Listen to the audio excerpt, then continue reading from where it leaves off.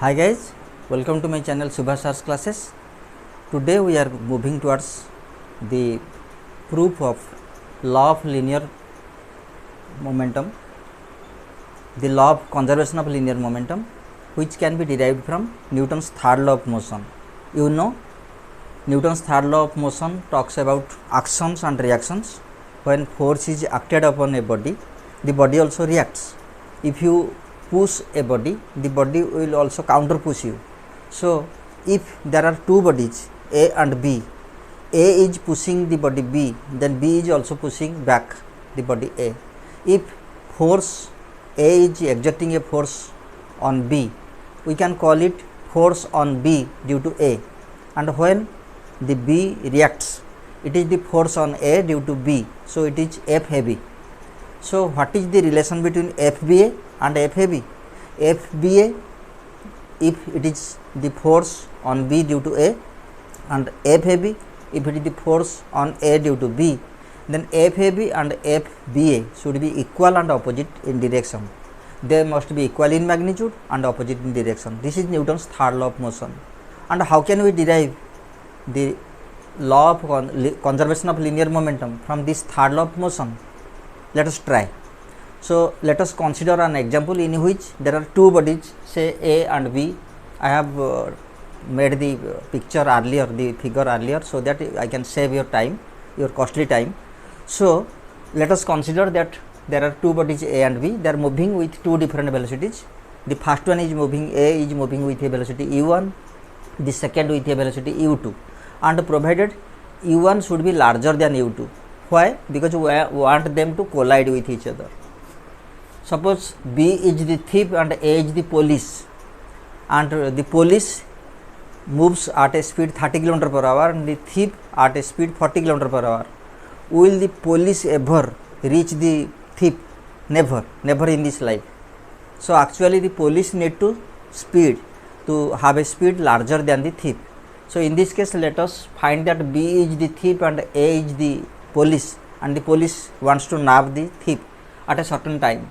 So when the body A with mass m1 is moving at a velocity u1, and the body B with mass m2 is moving with a velocity u2, and u1 is larger than u2. Why? Because it wants to chase it and it wants to nab it, it wants to collide with it. So after a certain time there is a collision, and the collision also lasts for a certain time, delta t. They are for a time of delta t, they are colliding with each other, and then due to the collision there will be reactions and actions. The action is that A is pushing B ahead, and the reaction is that B is pushing back A. So what will happen? B will try to speed up and go away at a greater speed, and what will happen to A? Its speed will slow down. So they will be again separated. B with a larger speed will move ahead, and A with a smaller speed will stay back. So now we will have a change in velocity. This was having with a speed u1 and this with u2. After the collision, since they have changed their pattern, so the speed of the first one will be v1 from u1 to v1, and the second will move with a speed v2. And you can clearly presume u1 was larger than u2, so there was a collision, and v2 is larger than v1, means v1 is less than v2, so that this one goes away, means the thief again slipped away. So what happens to this case? Here we are talking of conservation of linear momentum, and side by side we are talking of collisions of two bodies, and we are moving with a certain speed, and after the collision they are moving with a different speed, means a change in velocity has occurred. When the same mass with a different velocity is happening, what is happening? There is a change in momentum, because momentum is product of mass and velocity. Since initial velocity was u1 and the final velocity is v1, what will be the momentum of the body before collision? It will be m1 u1, and after collision it will be m1 v1. For B, the collision, before collision it had a momentum of m1 m2 u2, and after collision it becomes m2 v2. So there is a change in momentum for A, there is a change in momentum for B, and is there any relation between the total momentum that was before collision and the total momenta after the collision. If the total momenta before collision becomes equal to total momenta after collision, then we say that the conservation is conserved, the linear momentum is conserved. The linear momentum before collision remains equal to linear momentum after collision, so they are equal. So when such things occur, the total momenta, linear momenta before collision becomes equal to total linear momenta after collision, we say that conservation is, linear momentum is conserved.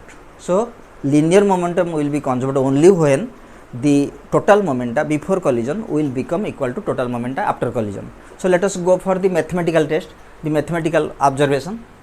See, the before collision, this was the momentum was m1 u1, and for this the momentum was m2 u2, and after collision momentum of A is m1 v1 and momentum of B is m2 v2.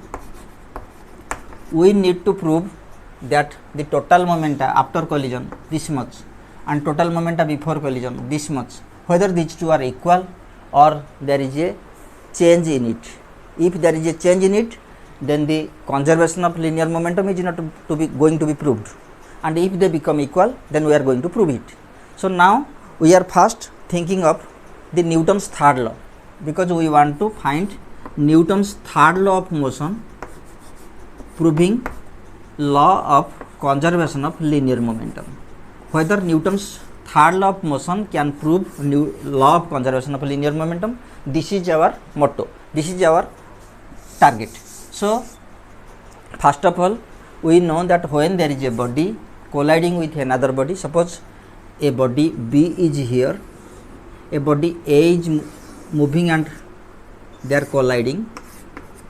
During the collision, if the collision lasts for a time of delta t, if this body is A, this body is B, then A will exert a force on B in this direction, and this force will be force on B due to A. Simultaneously, according to Newton's third law of motion, this body will also exert another force along this direction, and this force will be force on A due to B. And according to Newton's third law of motion, we know that FAB is equal to minus FBA, means the two forces should be equal and opposite. They are equal but opposite in direction. So if we try to find the moment, during the moment, the total time spent for the collision, during the collision the time taken was delta t. So if we try to find the momentum, the impulse will be, impulse as you know, it is equal to force into delta t, the duration for which the force was exerted, force was applied. So if FAB is equal to minus FBA according to Newton's third law of motion, then multiplying delta t on both the sides, the duration for which there is a collision, we get FAB delta t is equal to minus FBA delta t. And do you know what is F delta t? Since F is delta P by delta t, means change in momentum with time, and into delta t will give you delta P. That means F delta t is always change in momentum delta P. So from this discussion, when we found that according to Newton's third law of motion, we have got FAB is equal to minus FAB, and the impulse of both the forces FAB delta t will be equal to minus F, this is BA, sorry, so minus FBA delta t, means impulse of the first is impulse of the second and negative of impulse of the second, and this is the change of momentum for, this is force on A due to B, so this is the change in momentum for the body A is equal to change in momentum for the body B. So when we find change in momentum in both the bodies delta P, so we can find what is the change in momentum for the body A. The body A had a momentum m1 v1, the body is now having a momentum m1 v1. So what will be the change? Change is final minus initial. So this we can say that change is m1 v1 minus m1 u1. and on the right side we find change in momentum for the second body. The final is m2 v2, the initial was m2 u2, so this will be m2 v2 minus m2 u2. Now just simplify, this is becoming m1 v1 minus m1 u1 is equal to minus m2 v2 plus m2 u2. So taking the negative ones to the reverse side, to the other side, we will get m1 v1 plus m2 v2 becoming equal to this going to right side m1 u1 plus m2 u2. So what is m1 u1 plus m2 u2? That is the momentum, total momentum before collision. So writing in the true order, m1 u1 plus m2 u2 is m1 v1 plus m2 v2. That means total momentum before collision became equal to total momentum after collision. So total momenta before collision is equal to total momenta after collision.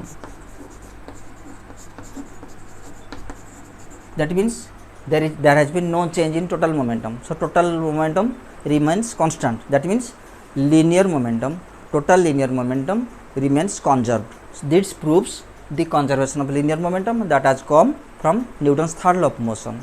I think you are very much clear about the concept now.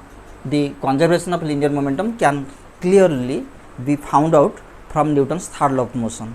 And if you like this video, then kindly subscribe my video and go for the next videos. And in my videos I always show how physics can be made so simple, so descriptive long chapters can be made so concise, so small.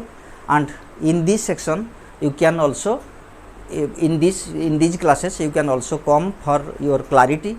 And if you have any doubt on any section of this total course, you can ask for the answers from my, and you can visit my website. You know my website in the description that is there, and just visit the website and get your doubts clear. And I invite you for the next class, and which is coming very soon. So till then, bye, thank you.